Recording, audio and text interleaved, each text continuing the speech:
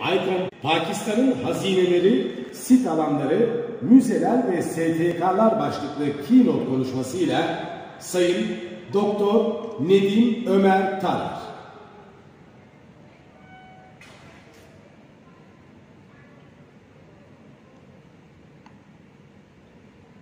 Hello everybody, I hope you can hear me. Now I will be sharing my presentation with you.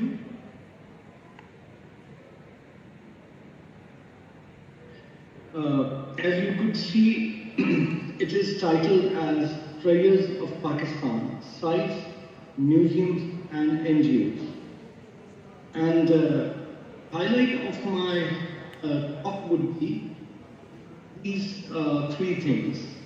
I will take you to a journey through the prehistoric and historic archaeological sites of Pakistan. I will then present a brief overview of archaeological and heritage museums in Pakistan. And then finally, I will come to the cultural sector NGOs in Pakistan and then offer my concluding remarks. Now, as you may know that Pakistan is host to one of the world's most ancient prehistoric civilizations called Stone Valley Civilization.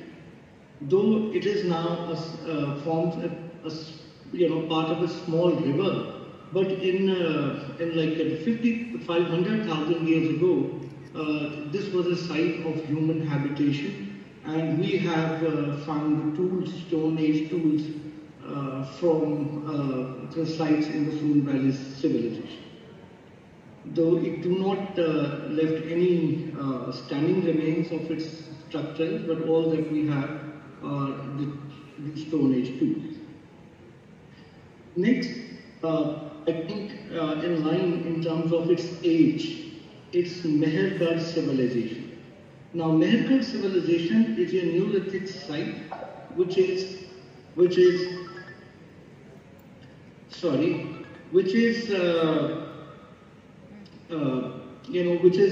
around 12,000, 9,000 to 10,000 years old site, which is based in Quetta.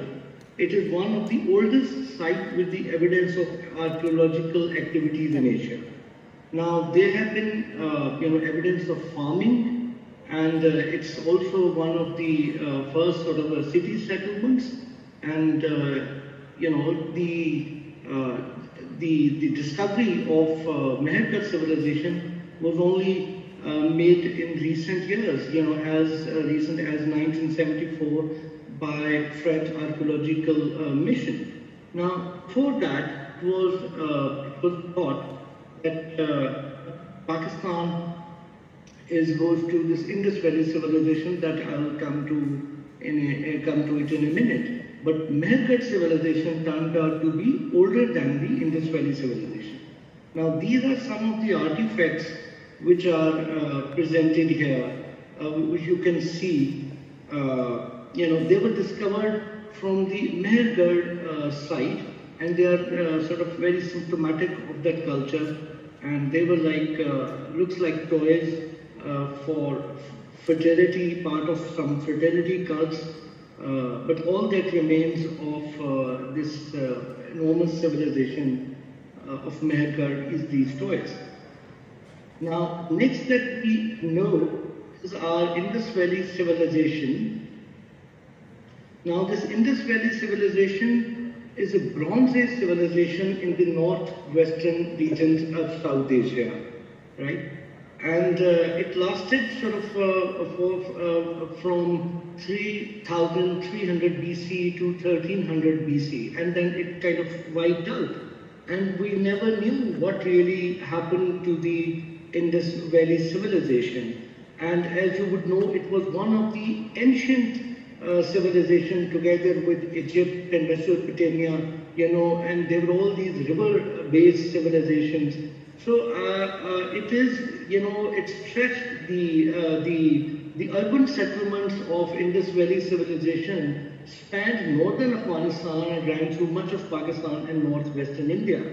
And Mohenjo-daro is one of the major settlements that was discovered.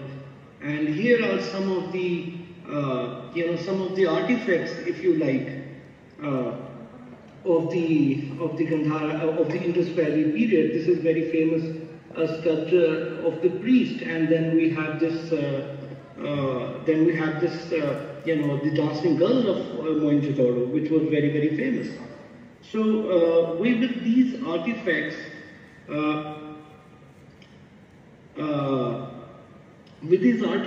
now, they have become like symptomatic of Indus Valley civilization. I mean, they are celebrated worldwide. Now, Harappa is the second major site of Indus Valley civilization, which we really have been lucky to have discovered in Punjab.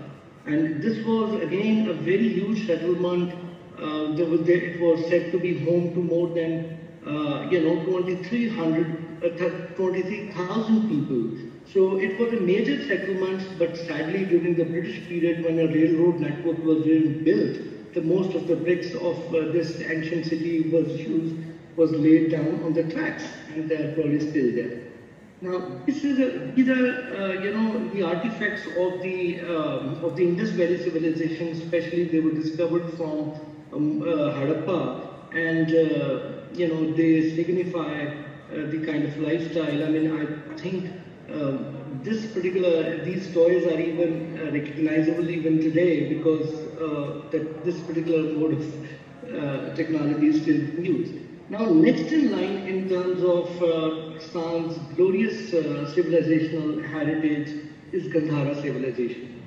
Now, Gandhara civilization is one of the most sort of a prominent part of cultural heritage for which Pakistan is best known in the world, and and also because Gandhara served as almost like a Mecca for the Buddhists, because it was a site from where Buddhism spread to Central Asia, to China, to Korea, to Japan, and there's a whole lot that can be said about the glorious Gandhara civilization.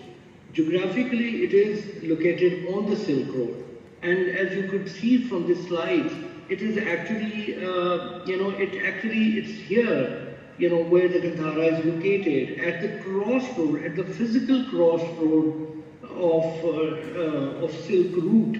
There were networks of Silk Road network, and it lies on the crossroad, and you could actually go from, different places, from Kashmir to Central Asia to northwestern India, passing through this track. So all the traffic, in other words, that was traveling from, let's say, Rome to Central Asia and China would have to go through Gandhara. So as a result, Gandhara became a hub of religious syncretism and cross-cultural fermentation.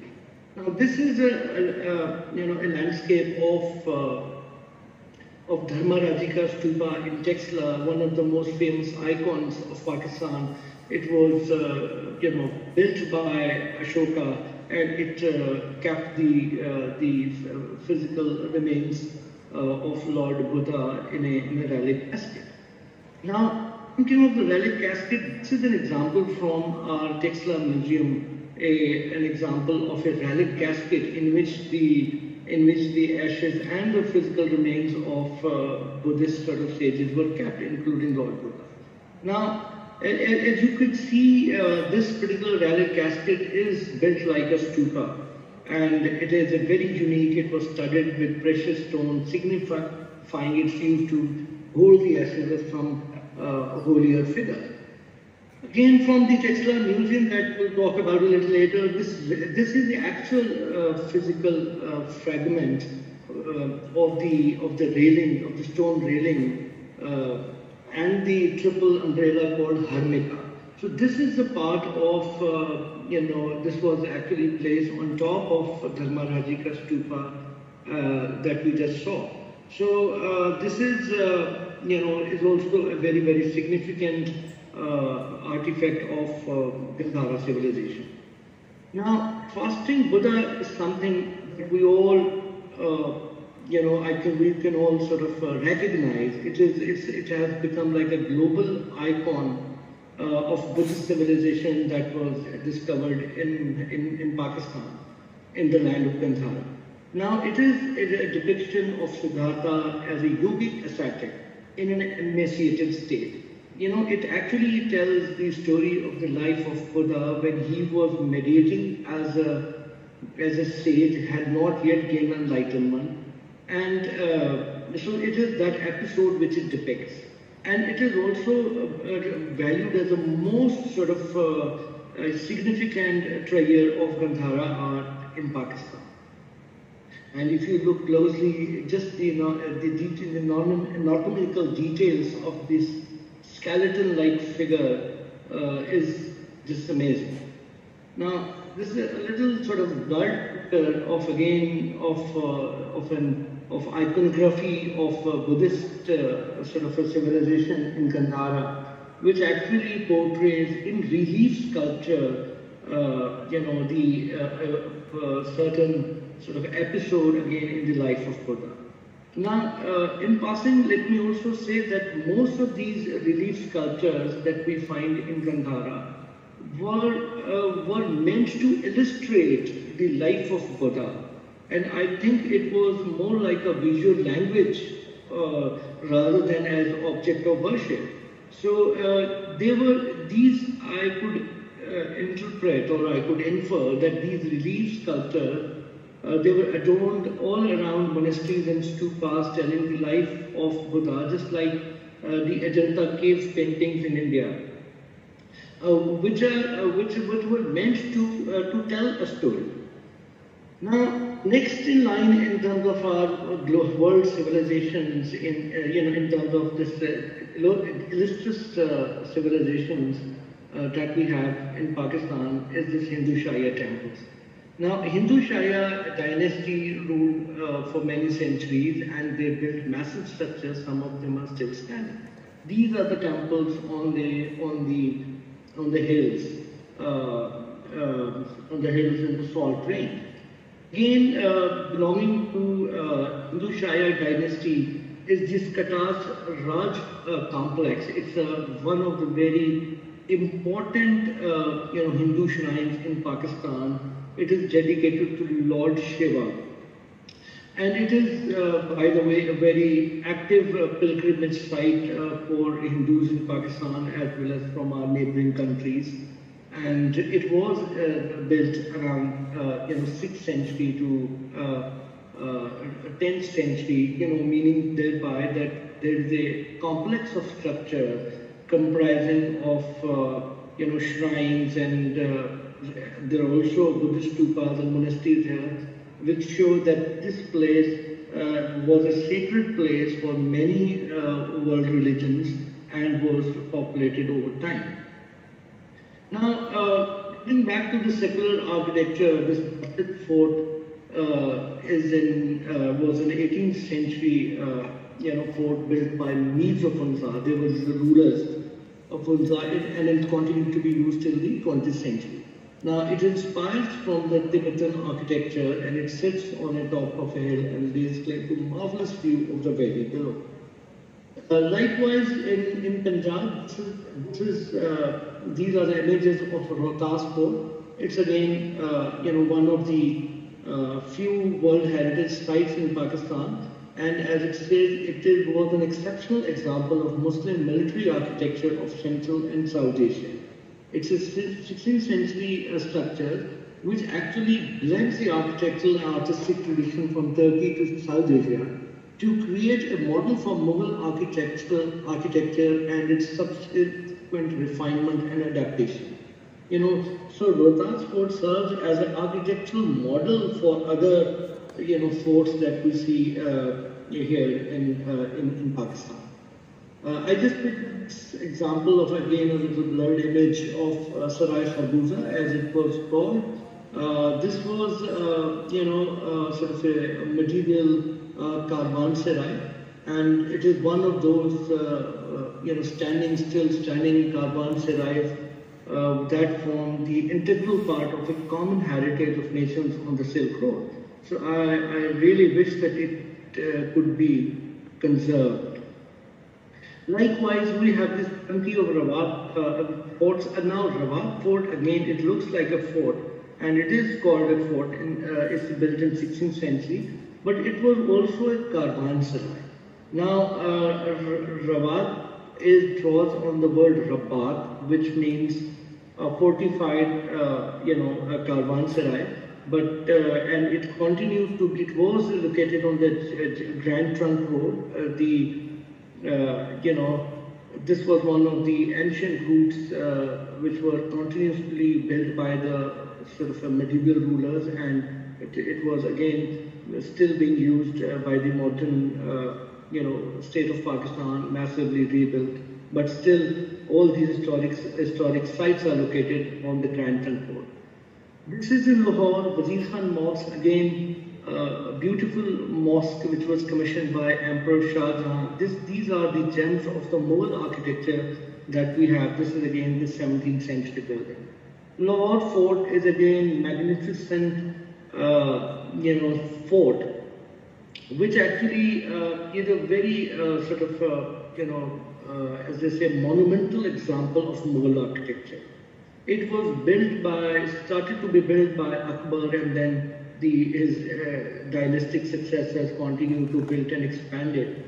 So it is something around, the 16th century monument, and it's still very well kept, and probably the most frequented place for national and international tourists.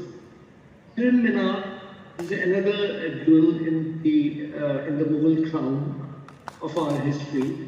It was again built by Emperor Jahangir as a tomb, but strangely, it actually is built over the grave of an antelope, along with a massive wooden accompanying pavilion. The untimely death of a pet of Emperor Jahangir really became the occasion for setting up this beautiful monumental structure.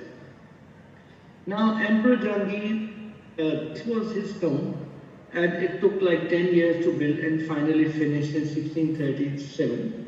The walls of the tomb are hugely decorated with inlaid marble, and there are stunning frescoes, and it is surrounded with a lush garden, and it is a site worth visiting.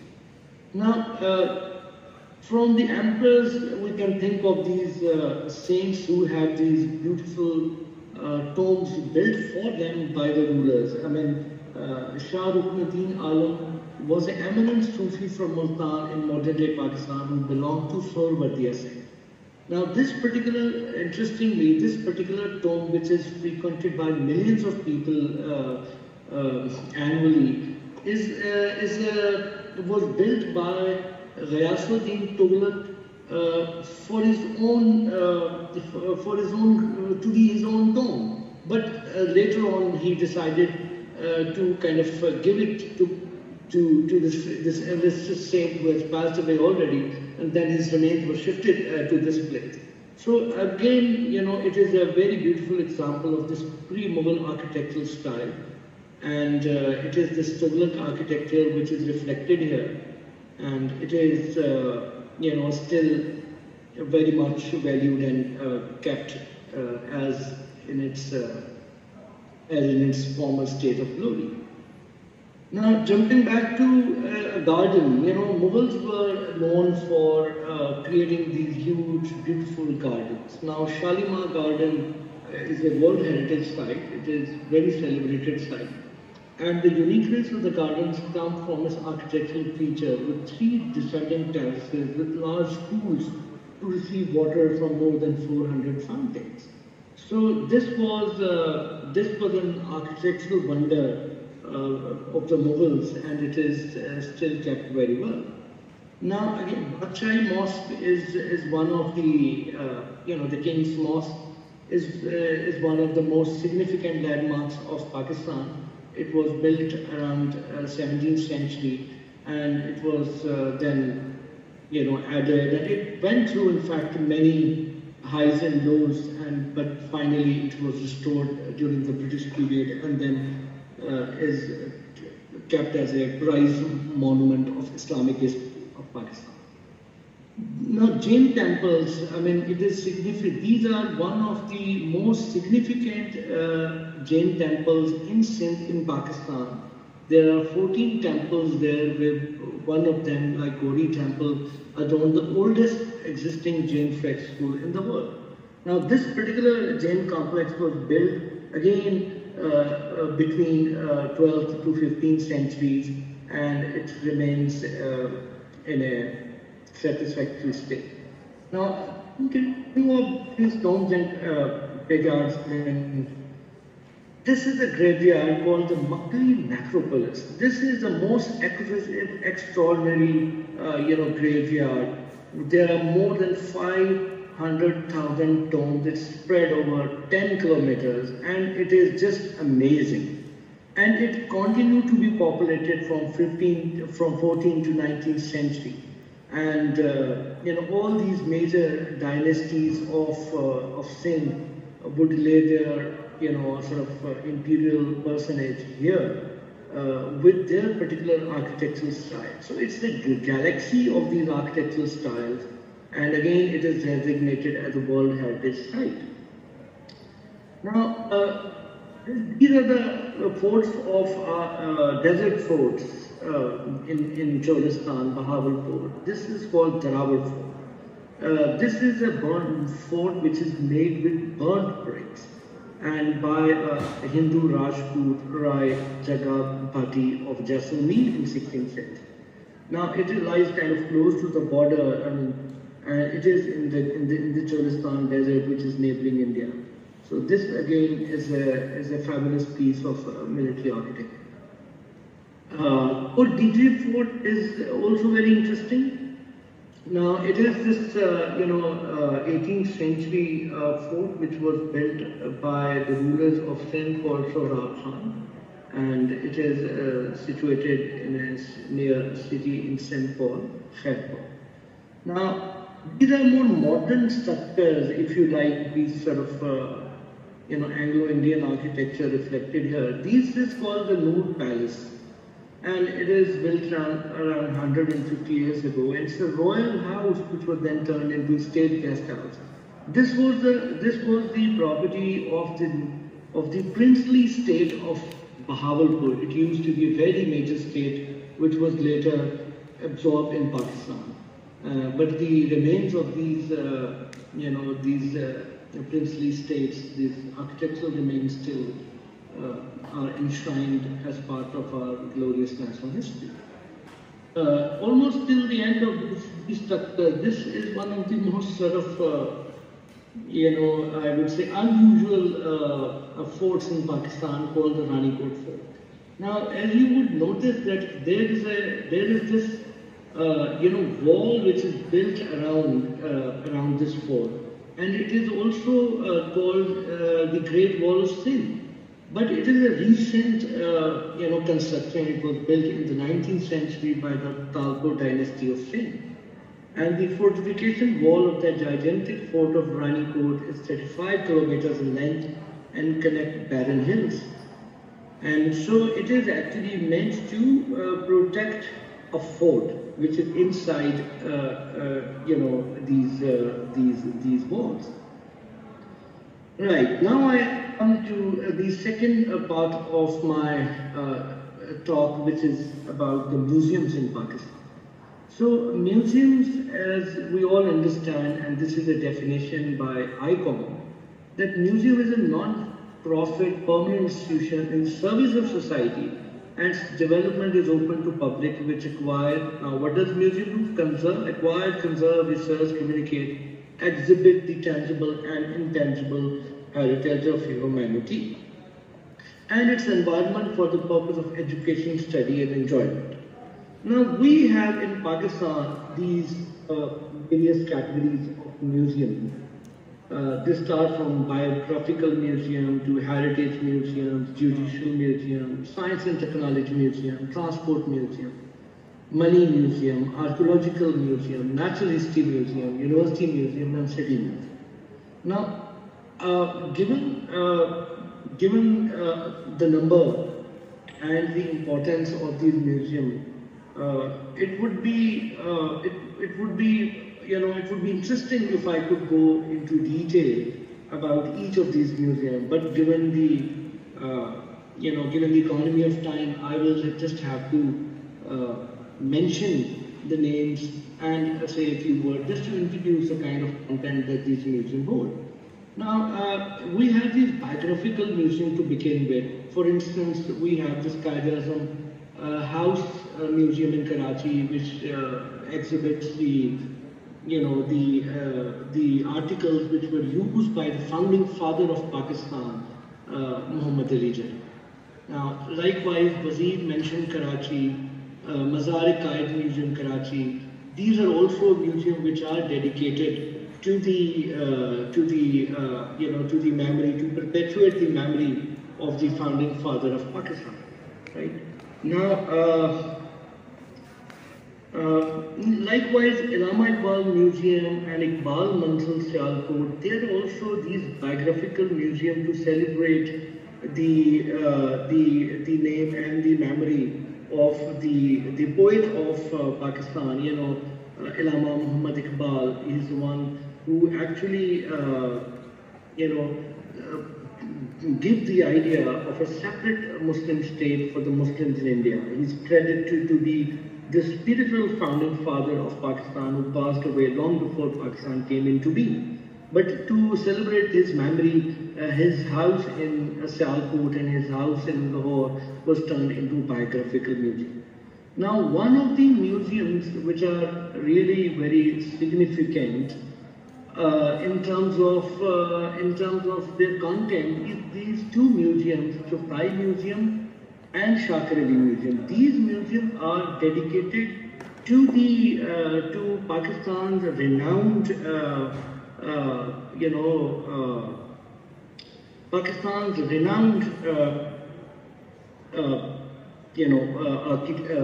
painter. Likewise, these heritage museum. If you look at this heritage museum, this is a museum which is again very significant in terms of containing the cultural heritage of Pakistan. Likewise, we have these judicial museums which actually exhibit various artifacts from our legal history.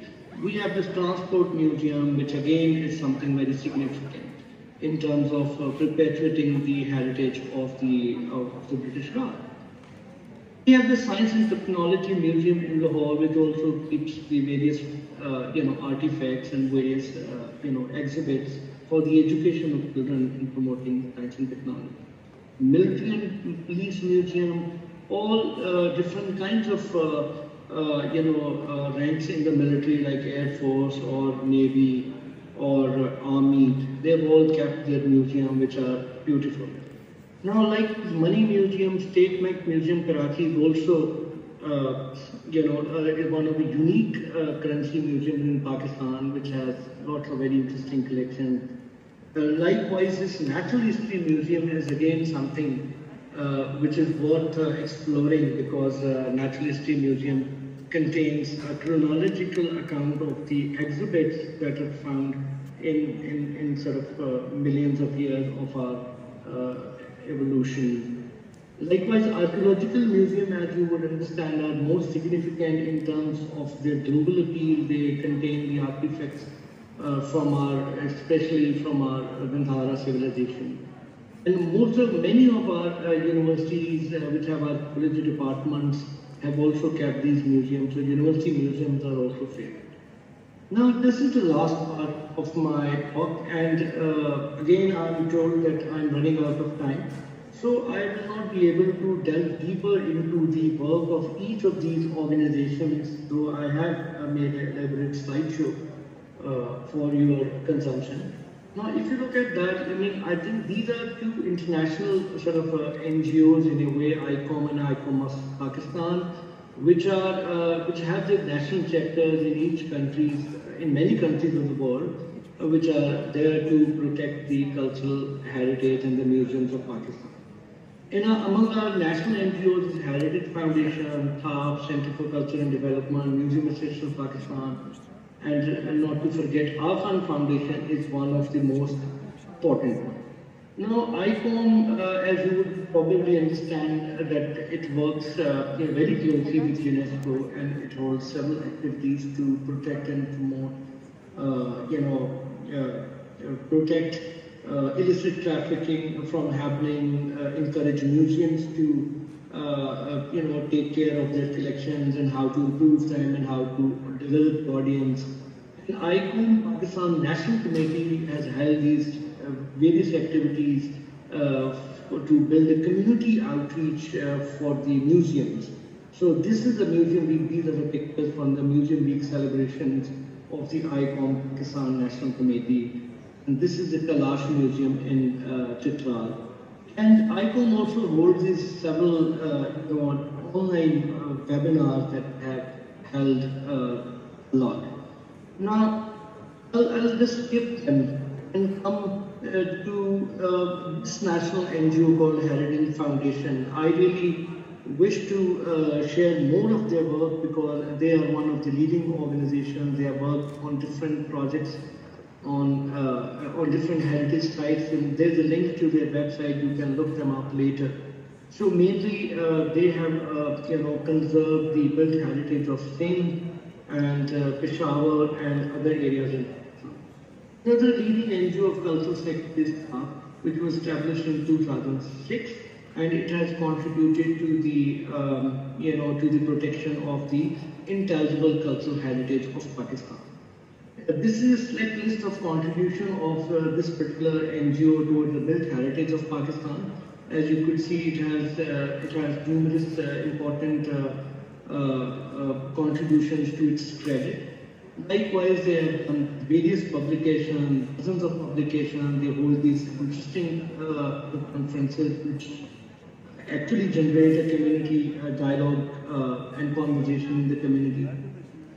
Museum Association of Pakistan is again, a body which is meant to bring the museums of Pakistan together. It was established at the inception of the country, but it was later,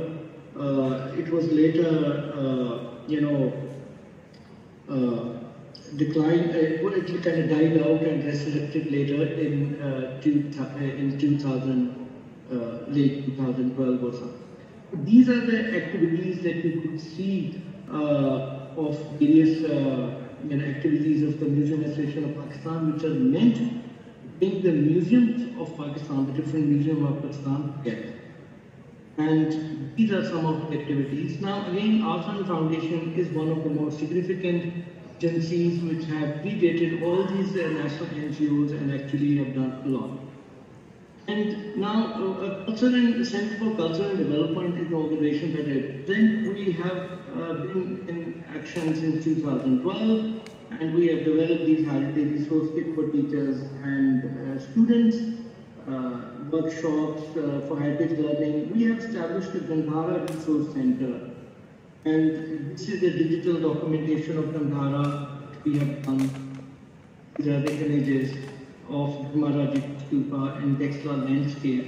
We also hold this public lecture series on Gandhara, and we work closely with the government cultural institutions like National Institute of Folk and Traditional Heritage, and also Pakistan National Council of the Arts. We also work with diplomatic missions like with Japan and Sri Lanka, hold lectures. We have also celebrated Buddha's birthday called the Vesak Day lectures and in various forms. And there are these lectures that we hold as an element of our cultural diplomacy. And likewise, as I said earlier, celebration of this ritual for cultural diplomacy is something that we do every year. This was an event which was celebrated last year. And you could see that it brings, it's heartwarming to see this Buddhist, doing their, performing their religious rituals in Pakistan, with the cooperation of the Muslim Society of Pakistan. Likewise, we also do this cultural caravan and heritage tours, right? And as you could see, these are one of those visits to the sites in the museum that we did. I do not know if I have time to run this, because this is a digital reconstruction of Gandhara heritage that we did, but I can just give you just a little idea of how we have done it. Now this is like a Morocco, a site in Texla, and we have created this digital reconstruction with the help of COMSET, University of Science and Technology here in Islamabad. The students have done an extraordinary work in doing this 3D rendering of the Gandhara heritage. So I just want to emphasize this, that this particular digital reconstruction is one of the ways to create more understanding of these historic structures, as well as to actually then make public more interested in protecting this heritage. And likewise, we think that we can also cooperate and do more. So with this, I will just sort of conclude with my brief concluding remarks, that in Pakistan, state exercise total control over the heritage sites and museums in Pakistan, and the heritage sector is tightly regulated by the state through patrimony laws. And the role of NGOs in the growth of heritage sites and museums in Pakistan remains marginal despite the excellent work these cultural sector NGOs are doing. Now, NGOs are largely acted through foreign or UN funding, with little source for local philanthropy for cultural sector, whereas local philanthropy is more for hospitals and education rather than for the development of cultural sector. And finally, let me say that there is a latent hostility between the government and the NGO sector, and their role as a service provider or technical expert is gradually recognized. With this, I would thank you for giving me the opportunity to present, to showcase Pakistan's glorious heritage, and also discuss some of the challenges that we have, and also the efforts made by the non-government sector in complementing the role of the state in protecting, promoting, and building up the culture sector. Thank you.